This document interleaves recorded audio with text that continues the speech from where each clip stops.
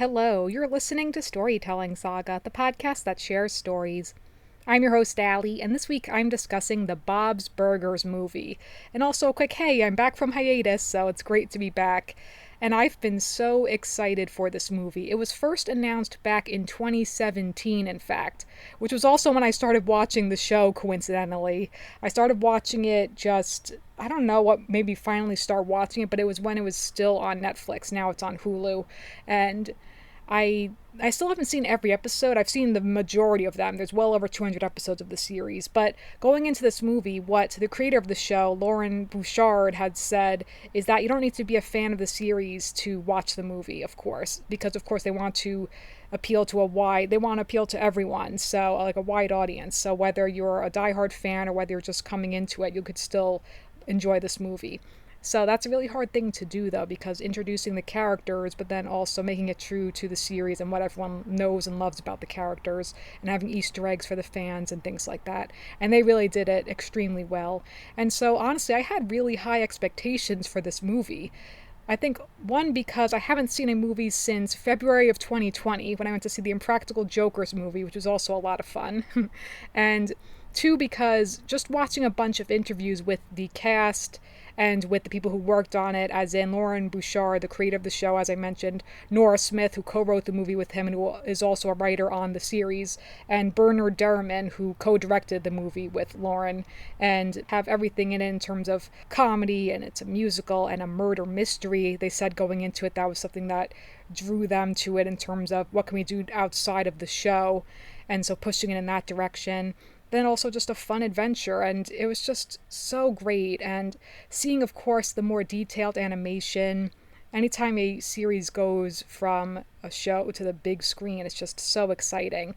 And I'm realizing the last show to movie that I saw personally was the Simpsons movie way back in 2007. And I personally am not really a fan of The Simpsons. I've only seen a handful of episodes and I've seen clips over the years, but that's about it. So at the time, though, when I went to see it, I just was excited for it, though, and I did really enjoy it. But even with and then as a kid, of course, to seeing, of course, the Rugrats movie and the Hey Arnold movie, even though I didn't like that movie, but I digress. My point is that I love when shows get turned into movies, and it's fun seeing a 2D animated movie. Hopefully that will kind of make a resurgence again, because obviously it's mostly 3D animation. That's all it is lately. It's CG animation. 2D hasn't been in years and years, since, I believe, The Princess and the Frog back in 2009. So, well, then there was also Teen Titans Go to the Movies, whatever. So all that said, I just really, really was excited for this movie for a lot of reasons. Just also because I love the series Bob's Burgers. It's always such a feel-good, wholesome show. I've been watching it late at night, right before bed, because it just puts you in such a great mood. It's so cozy, but it's also silly, of course. And the characters, there's always a character, there's someone in the Belcher family that you can relate to. And with the movie, too, it just heightens all of that in terms of each character has their own arc. And then also there's a whole life and death thing. It's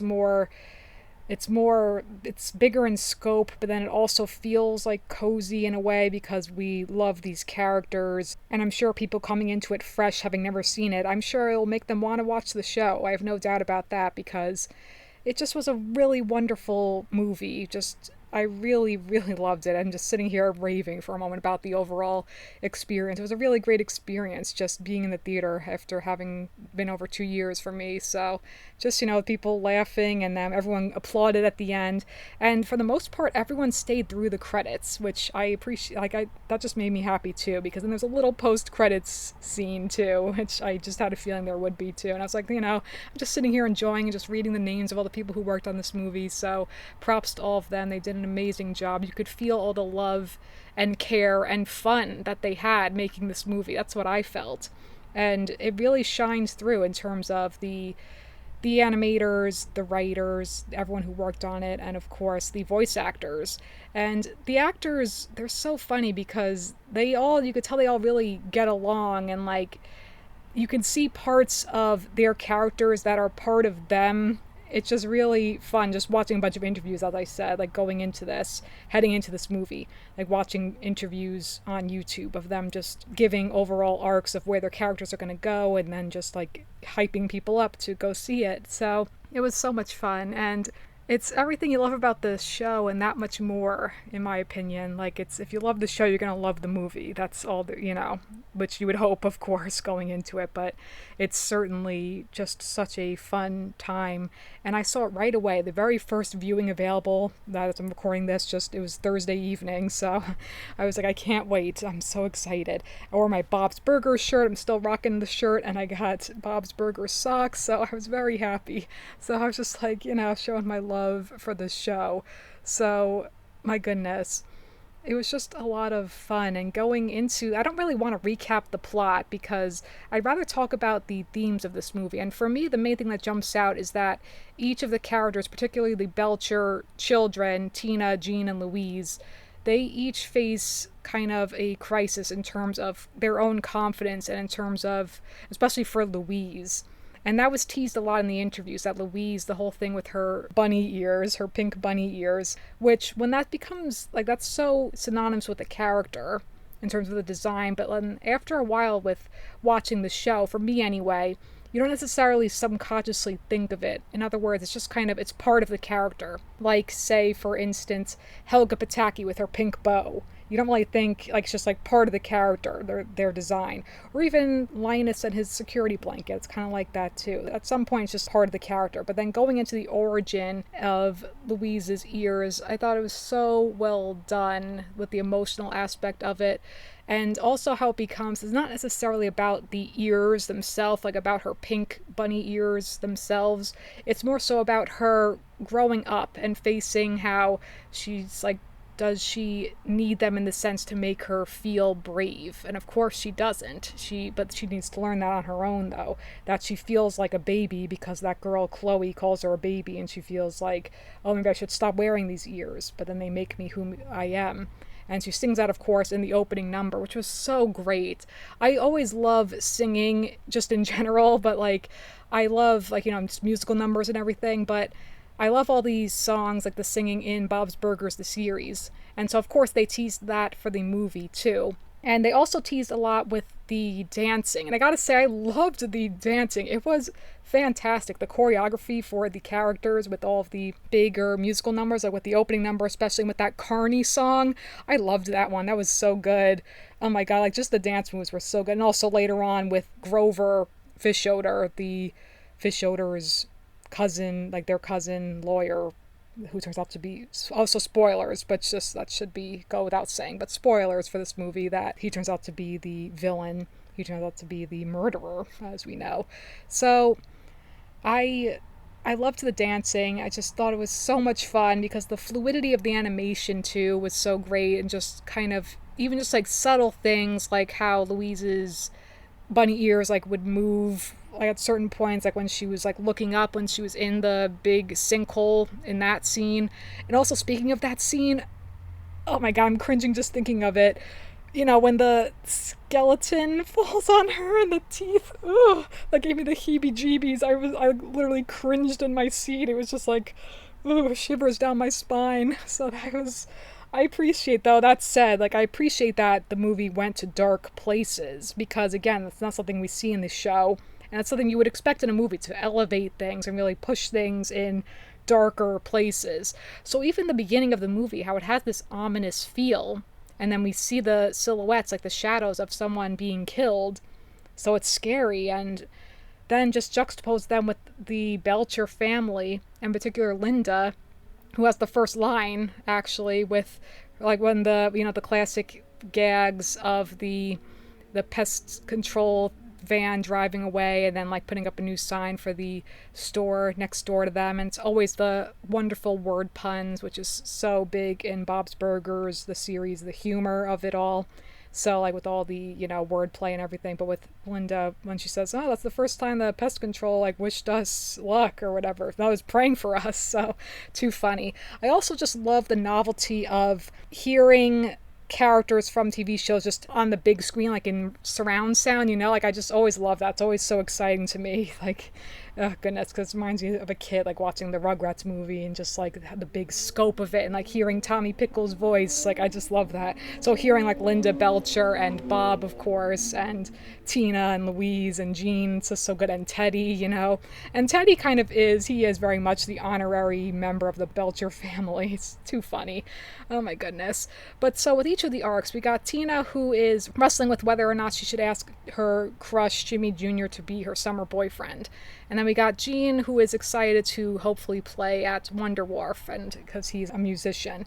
And then we got Louise, who is questioning if she should stop wearing her bunny ears. If, like, what's she hiding? Like, is she ready to let them go? Is she ready to, like, kind of face her fears in a sense that, like, am I really brave? But again, it's more so questioning your own self, like your own confidence. But it's also part of like her growing up and her being like, so what, it's like less about the ears themselves, as I said, and more about her own confidence and her own struggle with that, and like facing her fears and like, is she brave? Yes, she is brave.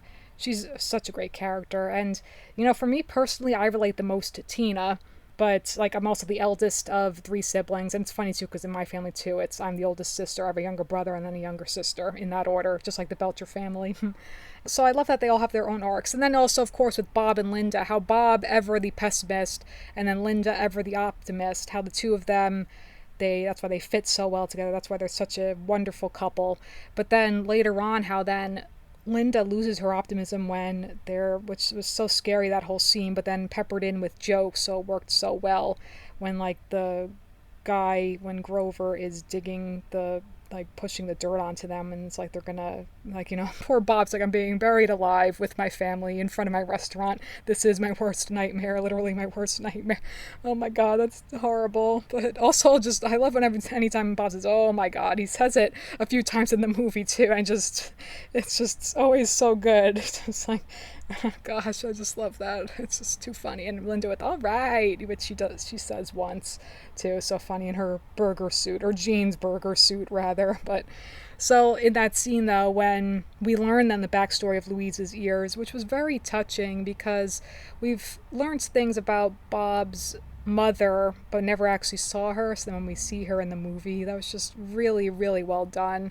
It was just emotional, like the perfect amount of emotional backstory, but also just being really sweet. And then of course like the little jokes throughout too, to keep it like lighthearted despite their dire situation.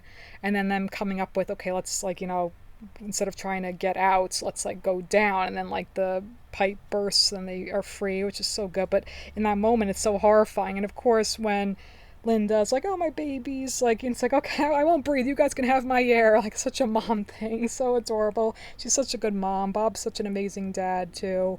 And like their whole speech to Louise too, it's like, Louise, you never were scared. It's like you are misremembering it basically, and it's like, oh yeah, you slapped a kid, like, and everything, because she remembered it as her being scared to start preschool, and that's why Linda made the bunny ears for her. Whereas then they say, no, it's because, like, it was just, it's a pink hat similar to what my mom used to wear, and then Linda just made it into ears because she had more fabric.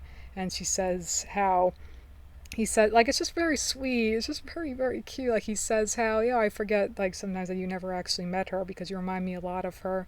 And it's just so, so sweet. So it's like a really nice thing seeing Louise, who is very much bold and confident and the fearless leader, but then questioning that, like, am I actually brave? And seeing those moments of vulnerability. I love that so much when you get to see that with characters are typically brave, moments when they're scared. I've brought that up before on this podcast, but I just really love that because it pushes them in directions that then make them human, of course. That she is also still a 9-year-old girl, and yes, she's growing up, and one day she won't be wearing her ears, but right now she still likes wearing her ears. So that's why, like, the tease at the end, when then she finally goes on the monkey bars, and then her ears fall off. but we don't see her without the ears. And she just puts them back on like, yeah, it's okay. They fell off. I put them back on. It's okay, you know. So that was really, really well done. It kind of made me want to see, it's like one of those things where you want to see her without the ears, but then you could picture her without the ears. She would just look like a mini Linda without the glasses, you know? So, and again, it's not about that. It's about facing your fears. And it's about also knowing that it's okay to not always be brave. It's okay to, like, though she doesn't like being called a baby, that you can be all these things. You can be confident and bold and opinionated and like take charge as she is, and sarcastic, and just a really wonderful kid. But also you're a kid, and that's okay too. Like, you're a 9-year-old girl. You like wearing your bunny ears. That's how you express yourself. That's part of who you are right now in this phase in your life. So Louise is awesome. Like, rock on, Louise. And Kristen Schaal, like, is so phenomenal with this role. She's just so good. And Kristen, like, in the interview, she talked about how what she loves about Louise is like her enthusiasm, and that as we get older, we kind of lose that enthusiasm in terms of she could just freely express herself because she's a kid. And so that's just really like something, I guess, that she admires, and I admire that too about Louise. She's just such a great character. And also with the bunny ears too, early on, like, I read about how the whole thing with like the design of it too, like the fact that it's bunny ears, because it then like subconsciously, like, you think of, say, Bugs Bunny, and then it's like, oh, it's like a trickster, like that's the kind of character like that. So like all these things I'm sure went into it in terms of the development of the character. But in terms of the backstory of it, that's just like a sweet thing that it's like part of Bob's mom. That's very, very sweet. I love that connection then. And it's just really great because, like, you know, it's just it's part of who she is. So I just really, really love that whole arc for her. I think that was my favorite. But I also really loved Tina's arc, because Tina, she's a great character too, because though she is, of course, like, quiet and awkward and all of those things, she's also really brave too, because she's never shy about her feelings for Jimmy Jr., which is really respectable, because usually people like at that age would be like too scared in terms of like even admitting that you like him, or to like keep it to yourself, that kind of thing, because like she's 13, like she's just becoming a teenager. She's in that perpetual awkward stage of adolescence where you're coming into your own in terms of growing up too. But also, like, she's obsessed with butts, she's obsessed with horses, so she writes her erotic friend fiction, so she really always freely expresses herself, which is a really wonderful thing too. But then, as we see throughout the movie, that she's questioning, like, in her fantasies of Jimmy Jr., that she's questioning, is it going to live up to her hype? Is it going to, like, is the real Jimmy Jr. going to live up to her fantasy version of him? And like, it was just so funny too, like him with his, like, just those moments too of when he's questioning her, like, as in her subconsciously then questioning herself, when he's like, oh, well, why are you nervous in your own fantasy? And just to talk about Jimmy Jr. for a second, because I think he's an interesting character in terms of like as an interesting love interest, because he's not a typical love interest in the sense that he's quote unquote cool, because he's really not. Like, he's not like, he also has his quirks and everything, just like Tina does, in the sense that he really loves to dance. And also he has his speech impediment, which is never, like, he's never teased for it or anything. It's just like part of who he is. So that's a really good thing too, just like a positive thing about that. But also, like, he's like pretty dorky and geeky too. And also he's in that stage where, he's still like, him and Zeke always wrestling, things like that. And I could see from his perspective how, like, with Tina coming on too strong, perhaps, like, throughout the series, I mean, because there are moments where he's mostly, like, kind of mildly annoyed by Tina, but then also he shows interest in her at times, like when he gets jealous when she's with other boys sometimes, or like things like that. And they've kissed a handful of times throughout the series too. And so, like, Tina then losing kind of her faith in love, and like, what if it doesn't live up to what I think it should be in terms of like my first real romance then with Jimmy Jr. And then when she kind of loses that faith, and when she throws her little barrette necklace that she made, Barex, whatever it was, like Bareckless, like always those word puns that they do. So funny when she throws that. And then, like, when he finds it, that's such beautiful symbolism too, like when he finds it and gives it to her. And it's just very cute too. It's like, Jimmy Jr., I was like scared to ask you something, but I realized I just want to do this. And she kisses him. I was like, yeah, you go, girl. It was very cute. I just really liked that. I was hoping they'd have like a little cute moment because, like, I want her to have a win. If she wants Jimmy Jr., I want her to be with Jimmy Jr. That said, they are still young. And I think, like, as they get older, I think she'll, of course, she's had other crushes too, of course. So it's just one of those, like, in the moment, here and now. It's like, that's just, it works out for them in that moment, so it's very cute. I also think it's very telling that Zeke interrupted them, like with the parkour at one point, so, wink wink, I think. At some point down the line, those two, Zeke and Tina, or Zeke and Jimmy Jr., you never know. But, so, I like that dynamic, even though, for the most part, he's just kind of, he's more self-involved, which is typical, he's a teenage boy, he's just like, figuring his own self out too, and he's more interested in his friends right now. But so I appreciate that they had their little moment, and that's the hope is kept alive for her. And then for Gene too, he always has, like, of course, his non sequitur lines, like, just his funny things when he chimes in with things. He had a lot of great moments in this movie too. It was good also that he got a win, like then they were all performing at the end with the itty bitty ditty committee. Too funny with regular size Rudy, like, you love that, and Daryl, and so good. And Mr. Fischoeder was great too. He's such a funny character too, and him and Felix, that dynamic. And so it was clever how Louise is the one who figured everything out. And then, like, even like as you're following it along as the audience, it's like, okay, first you think it's him, but then of course it turns out not to be him. I personally picked up on it when I was like, when she thought it was him, I was like, okay, it's definitely not going to be him then. Like, as in thinking first it was Felix, I was like, okay, I'm sure it's not him then, because that's always like a, like a red herring or like a bait and switch. Then you're going to find out it was actually someone else. And then the moment when Grover slid down into like that secret base place too, then I realized, okay, it's definitely going to be him. And then when Louise figured it out with like the cuff link and all that stuff with the teeth marks, so it was really clever how that was done too. And again, him dancing was so funny. I also loved Sergeant Bosco. He's just a great character too. So his, like, he got to do a homicide. That was great. And just all like the little quips throughout with the kids. It was so good. It's just really funny, really great. I also, I mentioned this too, that like I liked how things were pushed up in the sense that, like, outside of the show, like there were a couple of inappropriate jokes, like, with Linda saying, oh, you gotta like punch Droopy Bob in the nuts like this. Like, that was funny. Oh my god, Droopy Bob and Dreamy Bob. So I like that, of course, like the balance between Linda's optimism and Bob's pessimism, that then Bob is able to be more optimistic toward the end of the movie too, when he's giving Gene a pep talk.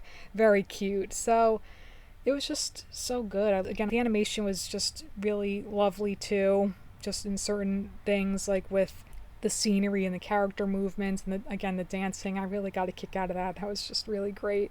And Louise rediscovering her bravery, that was so well done. I really, really enjoyed it.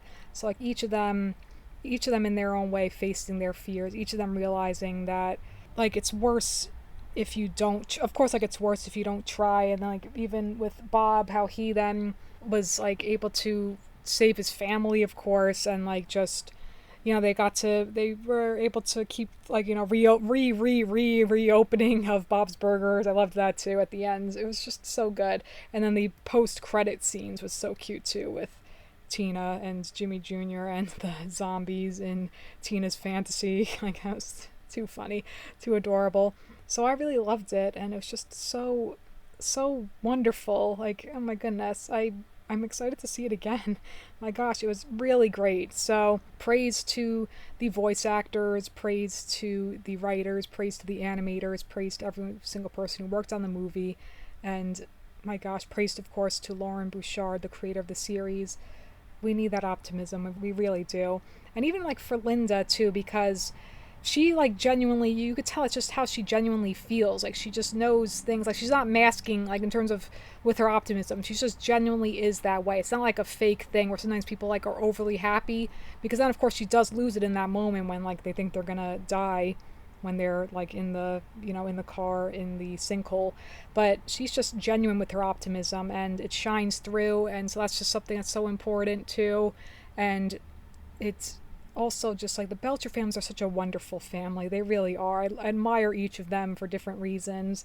And they're just wonderful people. I would like, it makes me wish Bob's Burgers was a real place, because I would love to just go there, have a burger, so it was a lovely movie. I love the show. I'd love to talk about the series too at some point, like my favorite episodes, things like that. So I'm sure I'll do that at some point. But until then, go see this movie if you haven't, obviously. And I plan on seeing it again. I loved it so much. So congrats to everyone who worked on it. Fantastic. And with that, that's going to conclude this week's episode of Storytelling Saga. Be sure to visit storytellingsaga.com for all places to listen and where to follow on social media. And as always, feel free to send me any questions, comments, or writing prompts by emailing me at storytellingsaga@gmail.com. Next episode is going to be a lot of fun because I will be joined by my cousin Gina, and we will be discussing Hamtaro. Until then, thank you for listening, and remember, write what you love.